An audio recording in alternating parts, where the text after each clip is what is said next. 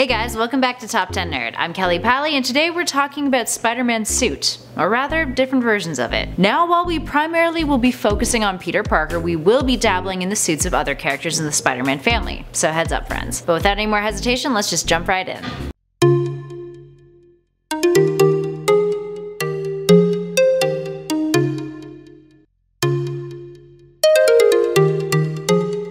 And at 10 is Spider-Man Homecoming. Starting off our list is the most recent Spider-Man costume change, the one that Tom Holland will be donning in the upcoming Spider-Man Homecoming film. Similar to the other cinematic adaptations of the character, it feels like more of an accurate throwback to the original Spider-Man suit that appeared in his earlier comics. Needless to say, fans are excited to see it in action, especially after Spidey's cameo in Civil War. And at 9 is Bagman. After Peter had to ditch his black symbiote suit, more on that later, he has to put on a temporary costume, which consists of a Fantastic Four suit and a paper bag on his head. It's been dubbed as the Bombastic Bagman and the Amazing Bagman. It was an older version of the Fantastic Four suit, a spare, and the Human Torch insisted on putting a kick me sign on Peter's back. Well, at least they're buddies?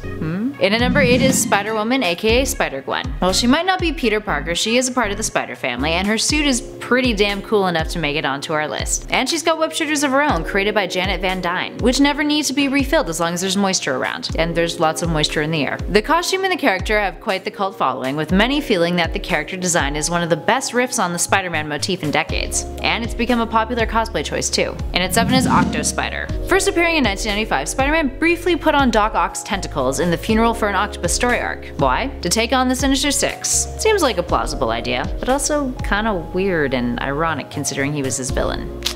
And at 6 is Carnage's suit. Cletus Cassidy may not be Peter Parker, but he still has one hell of a terrifying Spidey suit. Belonging to a race of amorphous extraterrestrial parasites, Cassidy's suit is a symbiote who was an offspring of Eddie Brock's venom. When the two were in prison together, the symbiote bonded with Cassidy and turned him into Carnage. It entered his body through a small cut, which is why it's red. And at 5 is the stealth suit. Created to combat the Hobgoblin's sonic screams, this suit warps light and sound around it, making it invisible. So what can it do? It's got an omni-harmonic mesh that provides cloaking and sound cancelling abilities. It comes equipped with anti-metal spider tracers. It can mend itself, and it's fireproof, being made of unstable molecules. It's been worn by a few different versions of Peter Parker over the years, including Peter Porker, Ben Reilly, and Miguel O'Hara. And at 4 we've got the Superior Spider-Man costume. From the 2013 The Superior Spider-Man series, Spider-Man and Doc Ock swap bodies, and in his new body, Octopus figures that he might make some adjustments to Peter's iconic costume. So yes, while tentacles were part of the mix, some pretty damn sharp spider leg inspired tentacles, the suit has some pretty terrifying claws